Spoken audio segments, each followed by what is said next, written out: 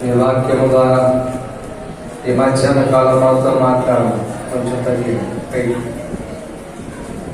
Current విషయాల్లో mic యంత్రములలో మీరే మాకు తోడుగా ఉండి సహాయం దయచేయండి. ఏ తొందర గలిబిలి లేకుండా కృప చూపించమని ప్రార్థన చేస్తున్నాను. నామమున అడుగుచున్నాను. ఆమేన్. న్యాయాధిపతుల గ్రంథం 11వ అధ్యాయం మొదటి నుండి చదువు. వాడైన యెఫ్తా పరాక్రమము గల బలాఢ్యుడు, అతడు వేశ్య కుమారుడు. గిలాదు యెఫ్తాను కనెను. గిలాదు భార్య ఆ యెఫ్తా అతని కుమారులను కనగా వారు పెద్దవారై యెఫ్తాతో, నీవు అన్య స్త్రీకి పుట్టిన వాడవు గనుక మన తండ్రి ఇంట నీకు స్వాస్థ్యము లేదనిది. యెఫ్తా తన సహోదరుల యొద్ద నుండి పారిపోయి తోపు దేశమున నివసింపల. అల్లరి జనము యెఫ్తా యొద్దకు వచ్చి అతనితో కూడా సంచరించుచుండెను. చాలు చిన్న ప్రార్థన చేసుకుందాం. తినడానికి స్థలానికి వచ్చాం. వాక్యమే మనకి ఆహారం. రోజుకి సుమారు ఎన్నిసార్లు మన ఈ దేహానికి ఆహారాన్ని పెడతాం? సరే, ఉదయాన్నే ఒకసారి టిఫిన్ కంటే ముందే టీ టైం, టీ తర్వాత టిఫిన్ తినే మధ్యాహ్నం భోజనం దాకా ఎవరేం ముట్టుకోవట్లేదా? చెప్పండి సహోదరులు. అరటికాయలు ఆ బండికి పిలవండి, జామకాయలు బండికి పిలవండి, సమోసాలు బండికి పిలవండి. తప్పేనా? ఇంకేంటి ఆ రకంగా మధ్యాహ్నం 12 గంటలలోపు చిన్న చిన్న టిఫిన్లు చాలా అవుతాయి. హల్లెలూయా, చాలా అవుతాయి. తర్వాత మళ్ళా సాయంత్రం నైట్ పూట డిన్నర్ దాకా ఈ మధ్యలో గ్యాప్ అలాగే ఉంటుందా? ఓన్లీ మంచులు దానికి బతుకుతున్నాం. బజ్జీలు, గారెలు, బోరెలు, సమోసాలు, కిచిడి బండ్లు. కనకమామ ఏ బండి? కిచిడి. ఇట్లా రకరకాలుగా ఈ బాడీకి అంత వేసిన సాయంత్రానికి అబ్బా నీరసం అంటారు. మళ్ళీ ఎంత పడ్డా కానీ సాయంత్రానికి నీరసం ఉందంట, బలహీనంగా ఉందంట, ప్రార్థనకు రావడానికి ఓపికే లేదంట. మరి టిఫిన్ బండి కానీ చాలా ఓపిక అనమాట, చాలా టైం ఉంటుంది అక్కడ. కానీ ఆధ్యాత్మికంగా మనం బలంగా ఉండాలంటే వాక్యం అనే ఆహారం లేకుండా ఎప్పటికీ కూడా మనం బలంగా ఉండలేము. నిజంగా నీవు దేవుని యొక్క బిడ్డగా బుధవారం కలుసుకోవాలి, శనివారం కలుసుకోవాలి, ఆదివారం కలుసుకోవాలి. వారమునకు 3 సార్లు తప్పనిసరిగా మందిరంలో కనపడాలి. ఇది ఖచ్చితమైనటువంటి పద్ధతి. మీరు ఎవరన్నా ఒక 20-30 కిలోమీటర్ల నుంచి వచ్చి వచ్చేది కదా? 30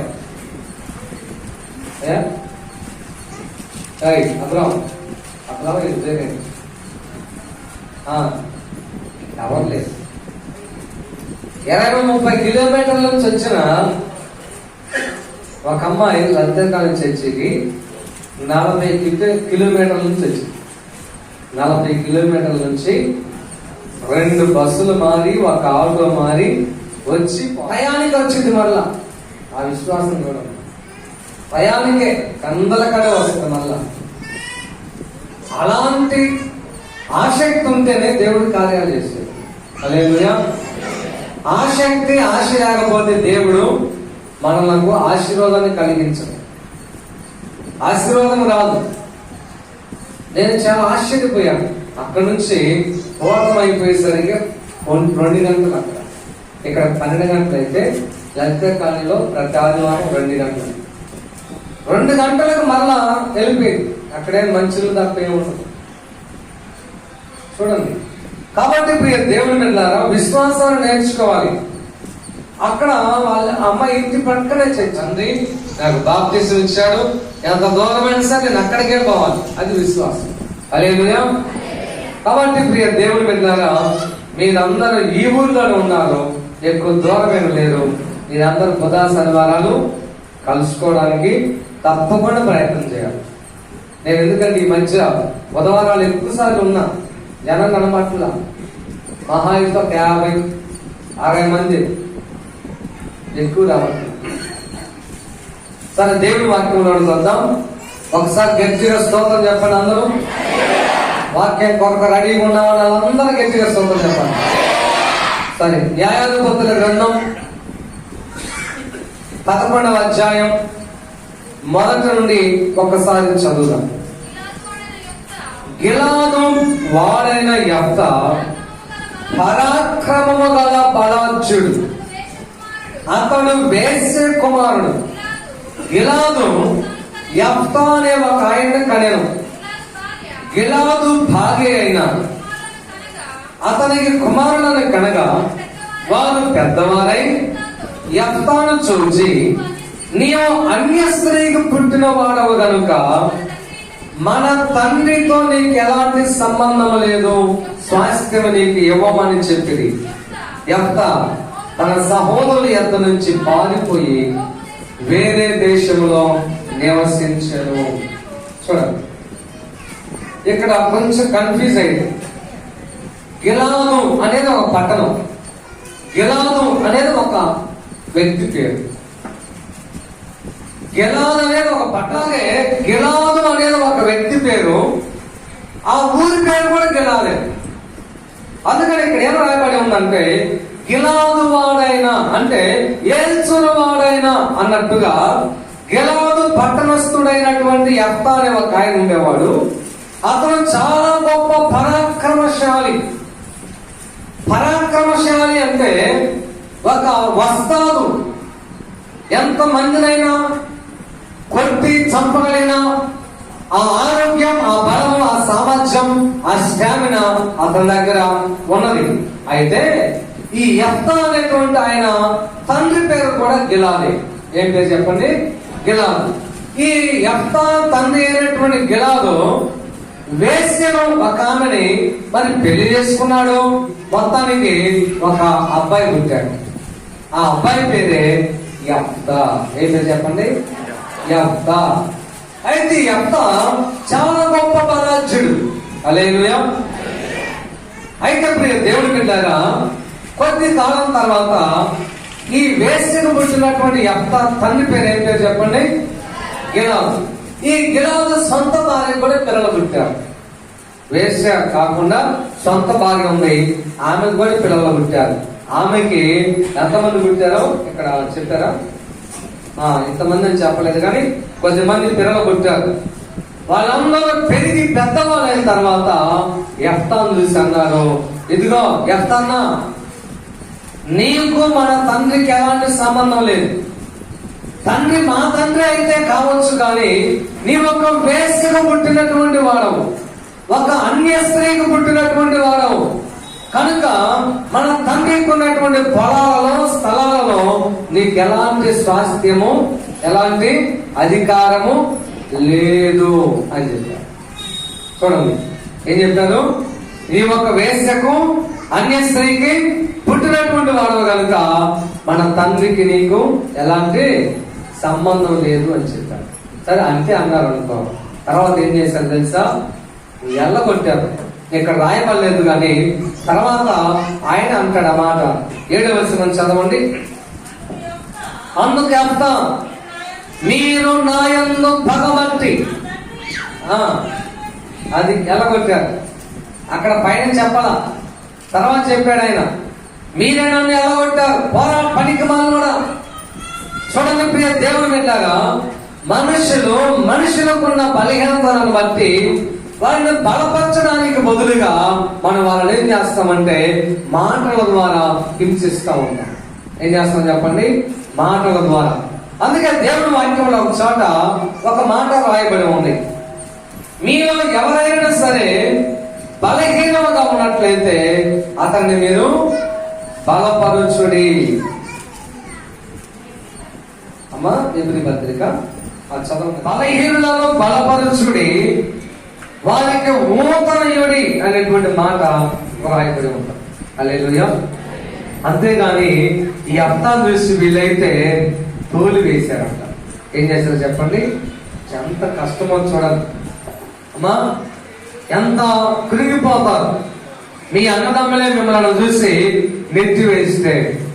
మా నాన్న టైంలో ఆయన బ్రతుకున్న దినాల్లో అడిపారంలో మనకి సేవ ఉంది. అడిపారంలో శివమ్మ అనేటువంటి ఒక ఆవిడ ఉంది. ఆమెకి ఆ కాలంలో HIV ఉన్నది, పాజిటివ్ ఎయిడ్స్ వ్యాధి వచ్చిన కొత్తలో అసలు అదంటే చాలా భయపడ్డారు. ఇప్పుడు కరోనా అంటే మనం ఎలాగ భయపడుతున్నామో ఆ కాలంలో చాలా భయపడ్డారు. ముట్టుకోవాలన్నా, తాకాలన్నా, అలాంటి వాళ్ళకి మంచినీళ్ళు ఇవ్వాలన్నా చాలా బాధపడ్డారు. ఆ టైంలో ఎవరో చెప్పారు ఆమెకి, ఏల్చూరులో పిచ్చి పాస్టర్ గారు ఉంటాడు, ఇట్లా అడిపాల కూడా వచ్చి రాత్రి పెడుతున్నాడు, ఒక ఆదివారం అక్కడికి వెళ్ళాలని. అప్పుడు మనకి ఇక్కడే చిన్న చర్చి ఉండేది, అది కాదు ఈ ప్రాంతంలో ఉండేది చిన్న పూరి చర్చి. సరే నేను బట్టలు బతుకుతా ఉంటే ఆదివారం ఫోటో వచ్చింది. వచ్చి చాలా చక్కనామె. వీళ్ళు చాలా మంది చూస్తుంటారు. ఎంతమంది చూశారు శివమ్మని? 1 2 3 4 చాలా మంది ఉన్నారు. రైట్, చాలా మంది చూశారు. చాలా చక్కని ఆవిడ. సరే మొత్తానికి ఒక అబ్బాయి ఒక అమ్మాయి ఆమె ఉన్నారు. భర్త ఏం చేశాడంటే ఇద్దరు పిల్లలను తీసుకొని ఆమెని విడిచిపెట్టాడు. సొంత అన్న ఇంటికి రానివ్వట్ల, బంధువులు ఎవరు కూడా భోజనం పొట్టు కూడా రానిట్లా. అన్నం కష్టం అయిపోయింది, బ్రతకడం కష్టం అయిపోయింది, మంచినీళ్ళ దొరకట్లా. వచ్చి అడిగింది, అయ్యా నేను కూడా పట్ల వేయించాను అడిగి. ఏమేమి ప్రస్తావన లాగుంది, ఎవరైనా వేయచ్చు కదా. సరే ఏంటక్క అని చెప్పి ఆమె పట్ల పరిచింది, కూర్చుంది, ప్రార్థన తర్వాత నాన్నకి చెప్పి ప్రార్థన చేయించుకుంది. నాన్న చాలా ప్రేమించాడు, ఆదరించాడు. సరే ఆమె చెప్పి, అన్నయ్య మా అన్నదమ్ములు ఎవరు కూడా ఒకే అన్నున్నాడు, ఆమె ఇంటి ఎదురే ఉంటాడు ఇల్లు, ఒకే ఒక అన్నున్నాడు, నన్ను దగ్గరికి రానివ్వట్లా.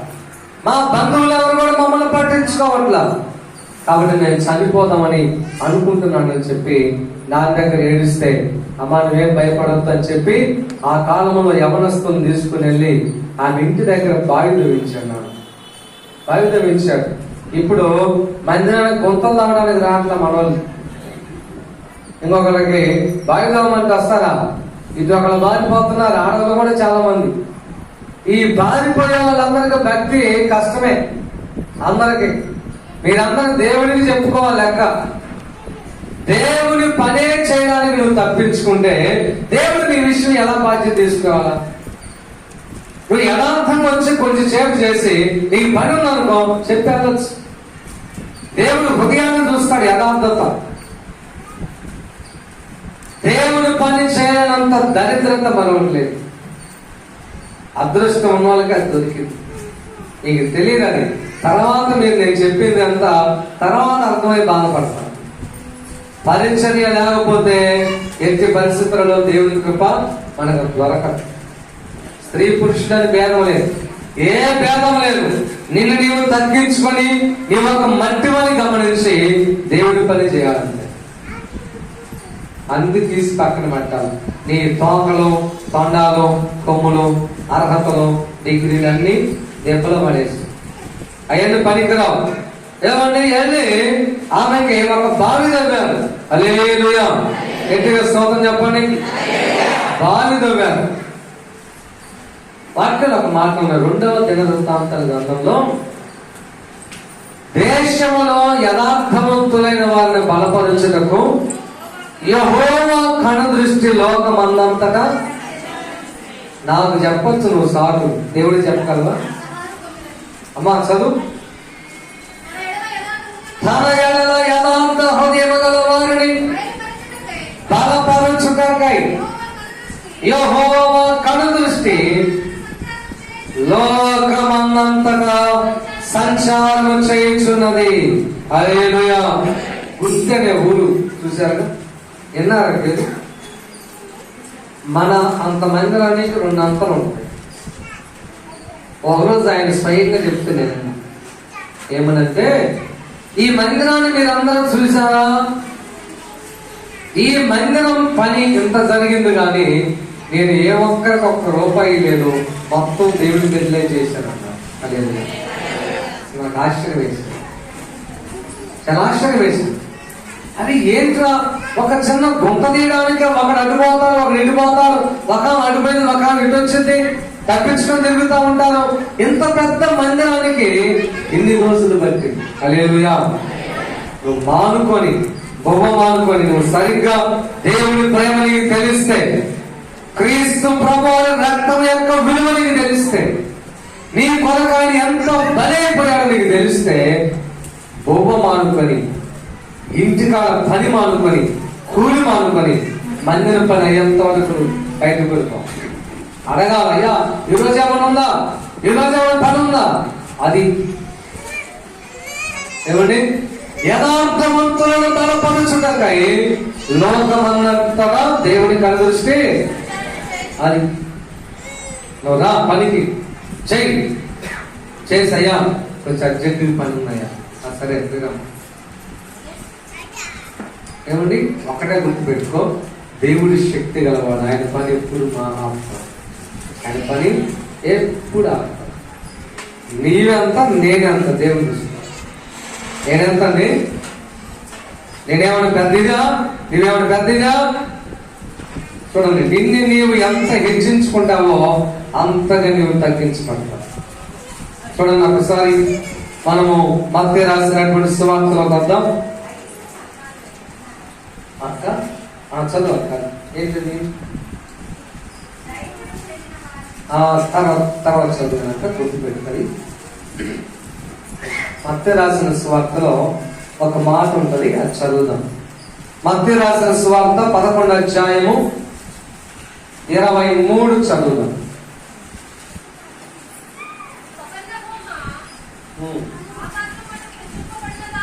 కపెర్నహూమా, ఆకాశము పడదవా, నీవు పాతాళం వరకు దిగిపోయావు. ఎంత హెచ్చించుకుంటున్నాను? ఇది ఆకాశము నాకు హెచ్చించుకోవడం. పాపం భక్తులు ఏంటే ఎగిరి పడి. నేను ట్రైనింగ్ లోకి వెళ్ళినప్పుడు నేను అనుకున్నా, ఏంటో వీళ్ళందరూ నాలాంటి పెద్ద చదువు సంధ్య లేని వాళ్ళు హాస్టల్కి వచ్చి ఉంటారేమో ట్రైనింగ్ కి అని ఒక్కొక్క ఆయన్ని పారవేస్తున్నా. నాతో పాటు పార పట్టుకొని పని చేస్తున్నారు, కళ్ళు తీస్తున్నారు, వరినాడుతున్నారు, తర్వాత దెబ్బలు ఎత్తేస్తున్నారు, పేడ తీసేస్తున్నారు, అన్ని పనులు చేస్తున్నారు, బాత్రూమ్ అడుగుతున్నారు. నేను ఒక్కొక్కరిని చూద్దాం దేవుడి కార్యం చెప్పి అడిగి, అన్నా మీరేం చేస్తారు? ఒక ఆయన లెక్చరర్. బ్రదర్ మీరేం చేస్తారు? నేను టీచర్. బ్రదర్ మీరేం చేస్తారు? నేను బ్యాంక్ ఎంప్లాయీ. మరి మీరేం చేస్తారు? అస్సలు నేను అక్కడ అతిథి కాదు. అందరూ గొప్ప గొప్ప ఆఫీసర్లు.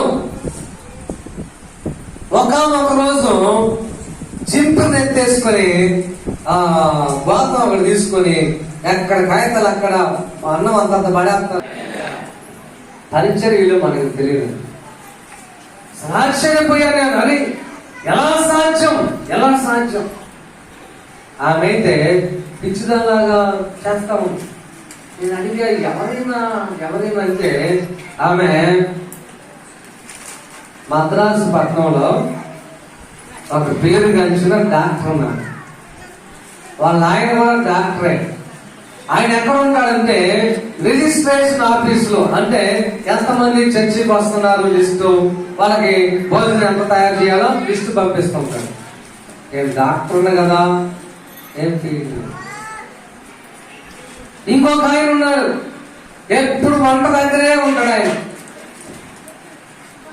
దాన్ని తిప్పుతా ఉంటాడు, రుచి చూస్తూ ఉంటాడు, కూరగాయలు తిప్పి అన్ని పని చేస్తూ ఉంటాడు.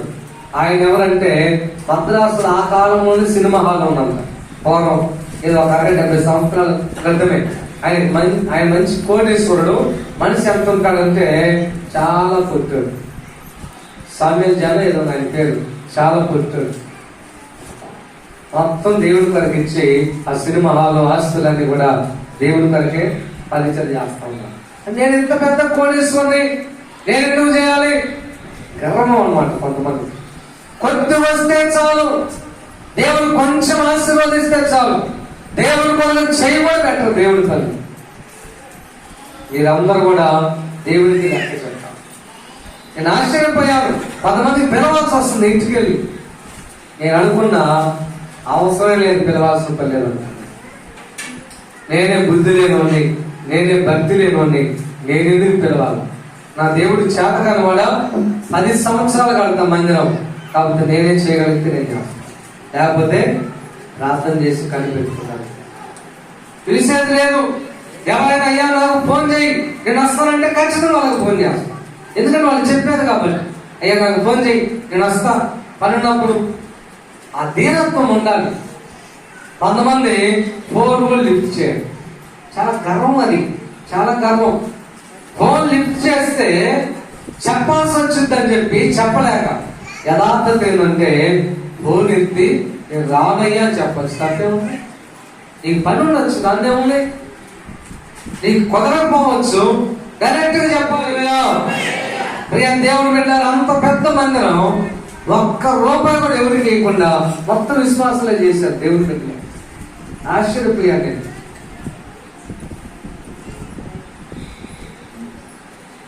మద్రాసులో ప్రియ దేవుని పెట్టారా, నాన్న ట్రైనింగ్కి వెళ్ళినప్పుడు ఆయనకు కావలసిన బియ్యం ఆయనే తీసిపోయారు. ఆయనే బియ్యం తీసిపోయారు. మీరు ఎంతమంది ఇచ్చారు బియ్యం అక్కడికి గుర్తుందా? మద్రాసు పోయినప్పుడు సంఘంలో కూడా అడిగాడు ఆయన. అక్కడ చాలా మంది వస్తారు, వాళ్ళకి బియ్యం తీసుకోవాలి, సహవాసం ఇప్పుడే అభివృద్ధి చెందుతా ఉన్నాయి, చాలా అవసరతలు ఉందని నాన్న చెప్పినప్పుడు సంఘంలో చాలా మంది అప్పట్లో బియ్యం తీసుకొచ్చి ఇచ్చారు. లారీకి వేసుకొని తీసుకుపోయారు నాన్న. లారీ కంటే లారీ నిండాలి కదా అప్పుడు. ఆ 1-2 వాతాలు లారీ మీద వేసుకొని ఆ బీలగాడి దగ్గరలో ఆ లారీ ఆపిద్ది, అక్కడి నుంచి మోసుకొని తీసుకుపోయింది. హల్లెలూయా. అట్లా కష్టపడి వాళ్ళే తిని పనిచేశారు. నాన్న చేతులు కూడా గొప్పలు వచ్చి రక్తం గారి అంత పరిచయం చేశారు. కాబట్టి కృప ఆయనను విడిచిపెట్టిపోలేదు. ఆయన తర్వాత ఆయన కుమారుడు నన్ను విడిచిపెట్టిపోలా. హల్లెలూయా. నీవు చేసే పరిచర్య నీకు నీ బిడ్డలకు అది దక్కిందంతే. నీ మనో సంపాదనకు దక్కిందని. నీవు బెత్తరగా వేసావనుకో, అంత బెత్తరగా ఉండవు దేవుడికి. అంత బెత్తరగా. కొంతమంది ఎంత బెత్తర, అసలు ఏంటి నాకు అర్థం కాదు. దేవుడి కాదు మన బెత్తర చెల్లిద్దా చెప్పండి? సృష్టికర్త కదా ఆయన. నీకు తలపు పట్టక ముందు ఆయనకు తెలుసు కదా. ఆయన కాదు నా బెత్తర వేసాడు బతుకొస్తాయా? అందుకే ఒక చోట అన్నాడు దేవుడు వెక్కిరింపబడడు. 1వ కొరింథీ పత్రిక 6వ అధ్యాయమా ఎక్కడ మరి? దేవుడు గలతీ పత్రిక 6వ అధ్యాయం 7వ వచనం. మోసపోకుడి, దేవుడు వెక్కిరింపబడడు.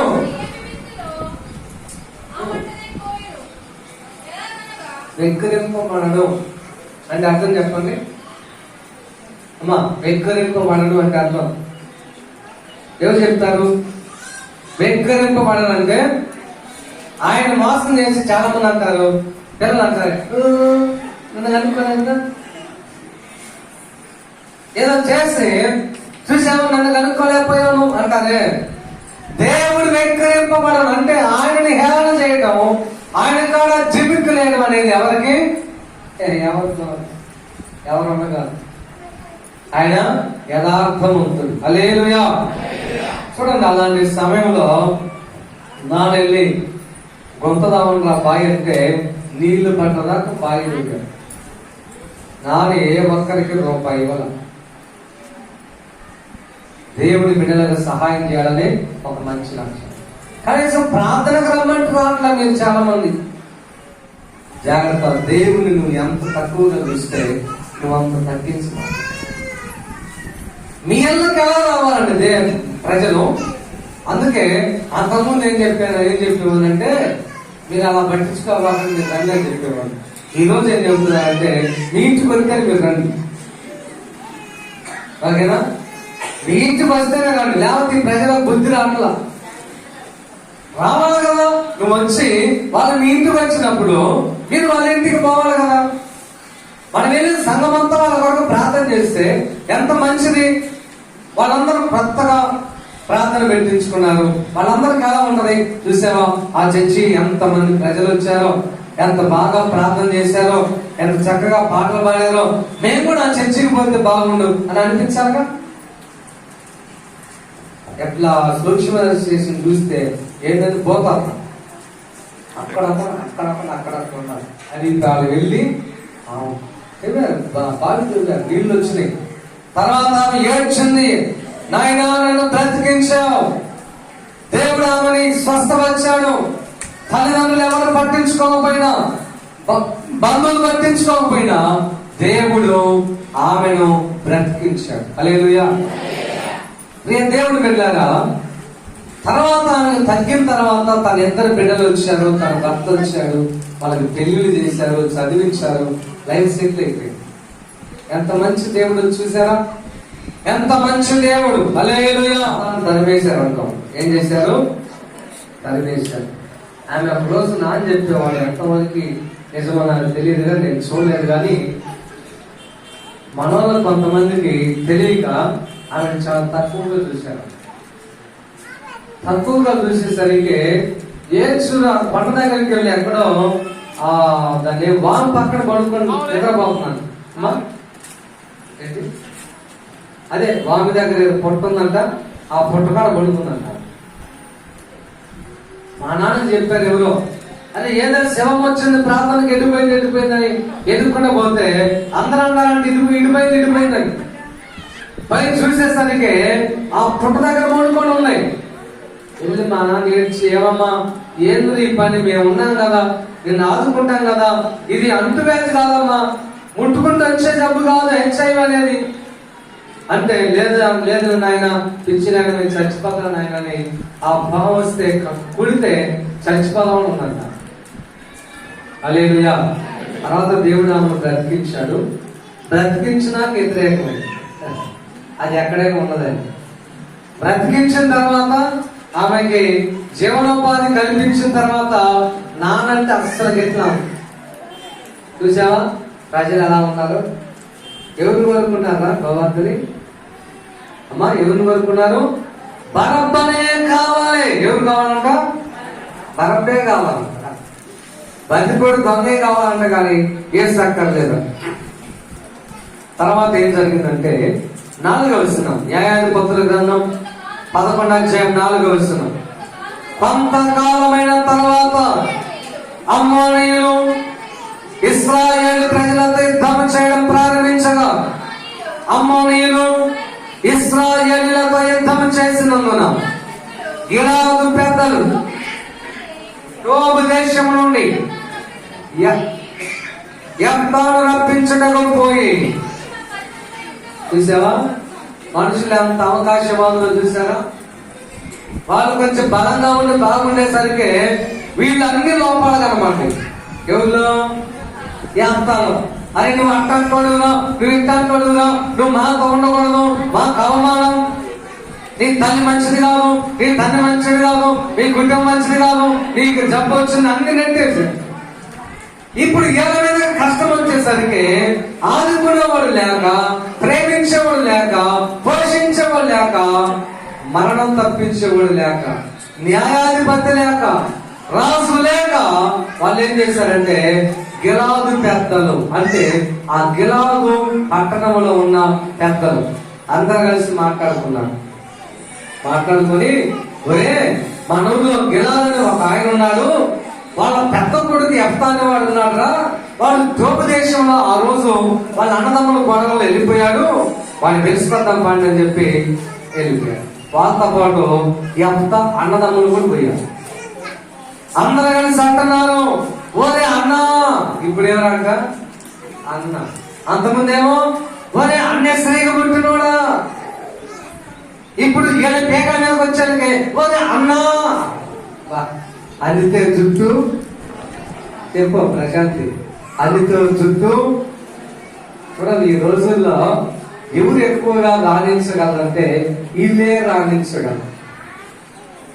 నాకు అవకాశం ఉంది, అవసరం ఉందనుకో, అమ్మగారు, అయ్యగారు, వాసంతి గారు, కళావతి గారు రామా ఆ ముక్కు మాకు నాకు తెలియదు, ఓ చేసింది లేవు మన సహాయం అట్టంటారు. 100 మందిని బతికింది. ఎప్పుడు అవసరం తీసినాక, అవసరం లేకముందేమో అయ్యగారు, అమ్మగారు, అన్నగారు, నాన్నగారు, పెదనాన్నగారు, చిన్నాన్నగారు, బాబాయ్ గారు. అవసరం తీరిన తర్వాత వాడెవడు ఎప్పయుడు ఏమండి అవకాశం వాగులు. ప్రియ దేవుడి బిడ్డలారా, ఈ లోకంలో చెల్లుబాటు అవ్వచ్చేమో, లేక సమాజంలో చెల్లుబాటు అవ్వచ్చేమో, కానీ దేవుని సన్నిధిలో మాత్రం మనం చెల్లుబాటు కాదు. హల్లెలూయా. దేవుని సన్నిధిలో చెల్లుబాటు కాదు. కానీ ఇప్పుడు అవసరం వచ్చేసరికి అమ్మోనీయులు అనేటువంటి వాళ్ళు ఈ గిలాదు పట్టణస్థుల మీదకి యుద్ధానికి వచ్చారు, ఈ ఇశ్రాయేలీయుల మీదకి యుద్ధానికి వచ్చారు. వీళ్ళందరూ భయపడిపోయారు. ఒరే మమ్మల్ని చంపేస్తారేమో వీళ్ళు, మనకు ఒక నాయకుడు ఉంటే బాగు, పక్షాన పోరాటం చేసేవాడు ఉంటే బాగు. ఎవరంటే ఒకడన్నాడంతా మన్నున్నాడు గంట, అతను చాలా గొప్ప బలార్చుడు, చాలా పరాక్రమశాలి, అతని చుట్టూ అల్లరి జనం అంటే చాలా మంది సైన్యం ఉంది, పిచ్చోళ్ళు హెచ్చోళ్ళు చాలా మంది చేరారు. హల్లెలూయా.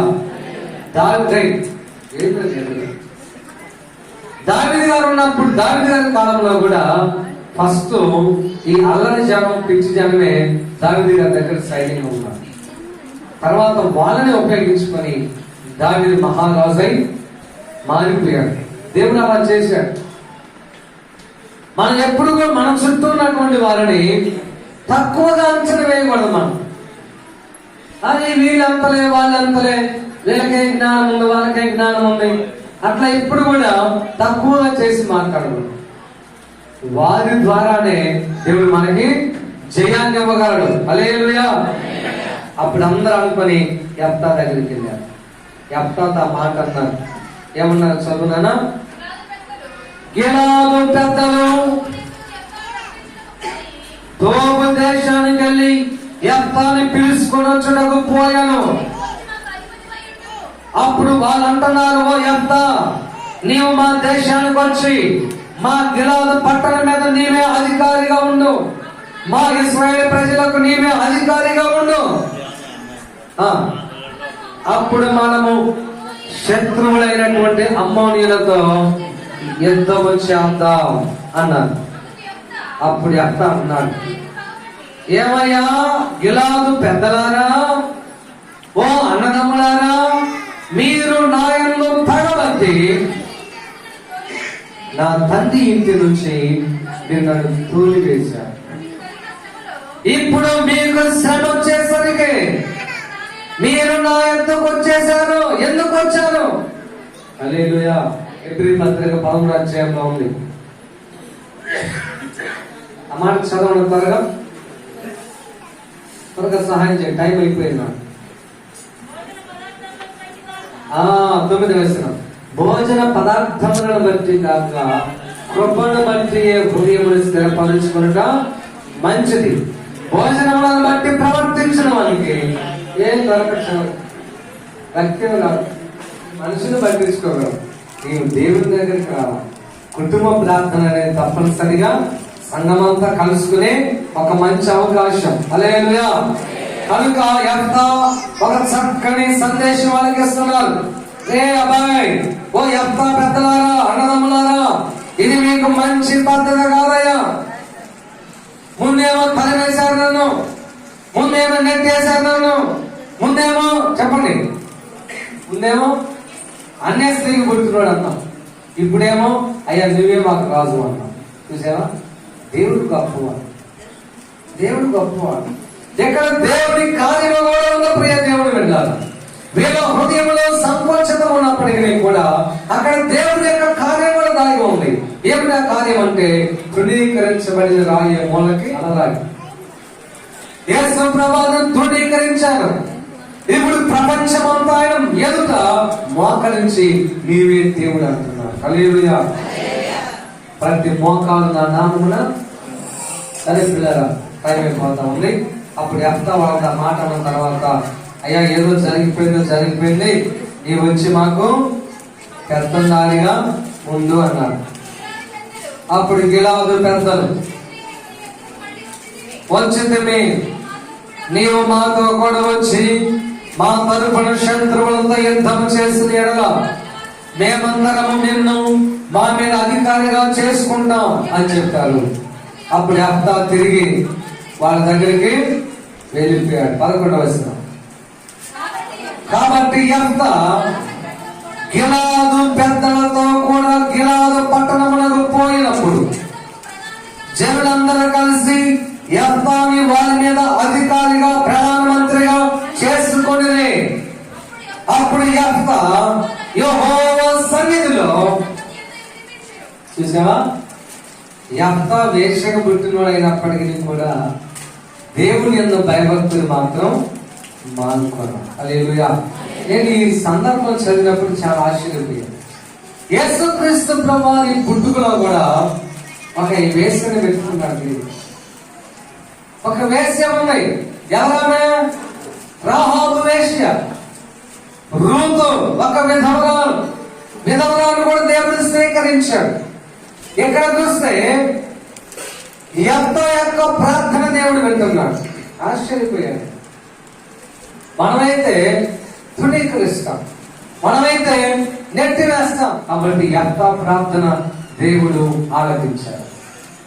సరే, మొత్తం యెఫ్తా ప్రార్థన చేసి దేవుడి సన్నిధిలో ఒక మొక్కుబడి చేసుకున్నాడు. యేసయ్యా, నా అన్నదమ్ములందరూ నా దగ్గరికి వచ్చారు, నీవే నన్ను అధికారిగా, నీవే మా మీద అధికారిగా ఉంటావు, రాజుగా ఉంటావు అని చెప్పారు. కనుక నేను సమ్మతించానయ్యా.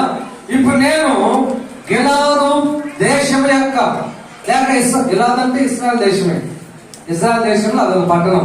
కాబట్టి ఇశ్రాయేలు పక్షమున నేను అమ్మోనీయులకు యుద్ధం చేయబోతున్నాను. యుద్ధంలో కనుక నీవు నాకు జయమిస్తే నేను నీకు ఒక మొక్కుబడి చేసుకుంటున్నాను. యుద్ధము చేసి ఇంటికి వచ్చేటప్పుడు నా ఇంటి దగ్గర నుంచి ఎవరైతే నాకెదురు వస్తారో, అది మనిషి అయినా, కుక్క అయినా, లేదా ఒక జంతువు అయినా, ఆఖరికి నా భార్య అయినా, నా కుమార్తె అయినా, నా బిడ్డైనా, లేదా నా ఇంట్లో పని చేసే పనివాడైనా సరే, వారిని నీకు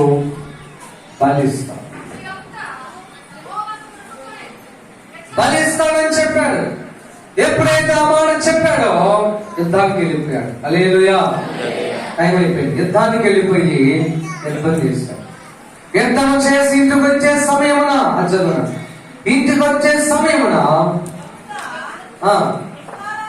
34 యెఫ్తా మిస్పాలో ఉన్న తన ఇంటికి వచ్చినప్పుడు అతని కుమార్తె తంబురలతోను నాట్యముతోను బయలుదేరి తన తండ్రిని ఎదుర్కొనేను.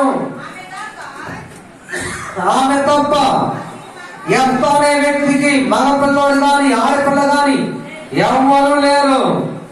కాబట్టి యెఫ్తా తన కుమార్తెను చూసి తన బట్టలు చింపుకొని, చూసావు ప్రియ దేవుని కదా, మీరు ఆ పరిస్థితిలో ఉంటే మీరు ఎలా ఉంటారు చెప్పండి? అక్కడ కూతురు ఎదురొచ్చినా కానీ